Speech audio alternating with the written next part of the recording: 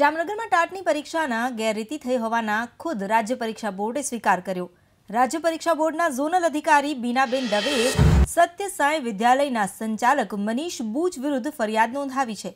પરીક્ષાર્થીઓનો આરોપ છે કે મનીષ બૂચે પોતાના સ્ટાફની જ એક વ્યક્તિને ફાયદો કરાવવા માટે પેપર લીક કર્યું। સત્ય સાંઈ વિદ્યાલયમાં પરીક્ષા ખંડમાં જ્યારે પરીક્ષાર્થીઓને પેપર અપાયા ત્યારે સીલ ખુલેલી હાલતમાં હતું, એટલે કે જે પેપર સીલબંધ કવરમાં આવવું જોઈએ તે કોઈએ ખોલીને ચેડા કર્યા હોવાની આશંકા પ્રબળ બની। પરિણામે પરીક્ષાર્થીઓએ હોબાળો મચાવ્યો અને ત્યાં સુધી કે સત્ય સાંઈ વિદ્યાલયમાં એક્ઝામ કોઓર્ડિનેટર ખુદ સ્વીકારી રહ્યા છે કે પેપરના બંચનું કવર ખુલેલું હતું, જેનાથી ફરી એક વખત ટાટની પરીક્ષા આપનારા ઉમેદવારોના શ્વાસ તાળવે ચોંટી ગયા છે।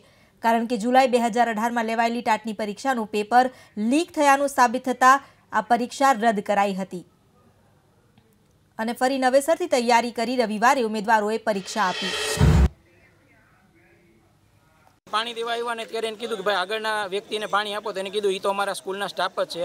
એટલે જે વ્યક્તિનું પેપરનું સીલ તૂટેલું હતું એ વ્યક્તિ સત્યસાઈ સ્કૂલના જ કોઈ કેન્ડિડેટ હતા કે એના જોબ કરતા હોય એમાં એવું સાબિત થયું છે। આમાંથી વિરોધ કર્યો કે ભાઈ અમે આની કોઈ પરીક્ષા આપવાની અમે થતી નથી અને અમને બીજા કેન્ડિડેટને કહેવા દો, પણ ત્યારે અમને રૂમમાં 30ને રાખી દેવામાં આવ્યા। આ સમગ્ર વસ્તુનું વિડીયો રેકોર્ડિંગ સાહેબે કર્યું, એનું વિડીયો રેકોર્ડિંગ કરી અને પેપર જે પેક કર્યું છે એની સીડી બનાવેલી છે અને અમે છેલ્લે પરીક્ષા પૂરી થઈ ત્યારે અમે તમામે 30 અમારા નિવેદન લેખિતમાં રાજ્ય પરીક્ષા બોર્ડને આપ્યા છે। સીલ પેક હતું, આપણે સ્ટ્રોંગ રૂમમાંથી ત્યાં લઈ ગયા, પણ એક રૂમની અંદર ત્યાં વર્ગ 3 કે 4 નંબરનો રૂમ હતો, ત્યાં સીલ થોડું સાઈડમાંથી તૂટલું હતું। પરિણામ થોડું બાળકોને એવું થયું કે સાહેબ આ સીલ તૂટલું છે। એટલે મેં તો એ વખતે તમને સમજાવ્યા એક્ઝામ દઈ દો તમે આની અમે પ્રાથમિક તપાસને વાસ્તવિક રીતે જે ગુનેગાર હતા એ વિરુદ્ધમાં મેં મેડમને અમારા ચોંદન મેમ પણ કીધું છે કે આપણે એફઆઈઆર નોંધીએ છીએ।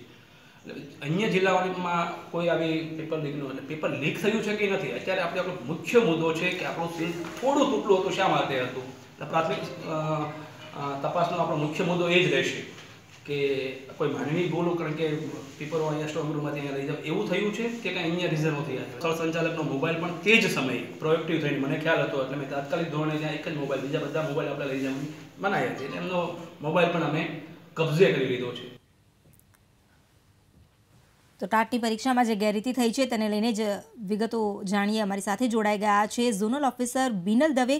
બીનલબેન, અત્યારે જે પ્રકારની આ ગેરરીતિની જે ઘટના બની છે, ભરતી પરીક્ષામાં આ પ્રકારે પહેલાં પણ થઈ ચૂક્યું છે ટાટ 1ની જ પરીક્ષામાં, અને ફરીથી આ પ્રકારની ઘટના, આપની શું પ્રતિક્રિયા છે ને શું પગલાં લેવામાં આવશે? હાલ આ પરીક્ષામાં જે અમારા ધ્યાને આવ્યું કે અમને સરકારી પ્રતિનિધિનો જ્યારે ફોન આવ્યો કે આ બ્લોકની અંદર વિદ્યાર્થીઓએ હોબાળો કરેલ છે કે પેકેટની ઉપર સહી કરવાની ના પાડે છે, એટલે અમે તાત્કાલિક અમારા જિલ્લા કોઓર્ડિનેટર સાહેબની સાથે તાત્કાલિક સ્થળ પર પહોંચી અને જોયું તો ખરેખર પેકેટ છે એ જે યોગ્ય સ્થિતિમાં અમને જોવા નહોતું મળ્યું, એટલે અમે તરત જ કલેક્ટર સાહેબને પણ જાણ કરી અને કલેક્ટર સાહેબે એમના પ્રાંત અધિકારી શ્રી અને ડીવાયએસપી સાહેબને પણ સ્થળ પર મોકલેલા હતા અને રાજ્ય પરીક્ષા બોર્ડમાં અધ્યક્ષશ્રીને તાત્કાલિક અમે જાણ કરતા તેઓની સૂચના અનુસાર અમે વિદ્યાર્થીઓને હાલ તો પરીક્ષા સ્થળ ના છોડવા માટેનો પ્રયાસ કર્યો હતો કે કોઈ વિદ્યાર્થી પરીક્ષા સ્થળ છોડીને ના જાય।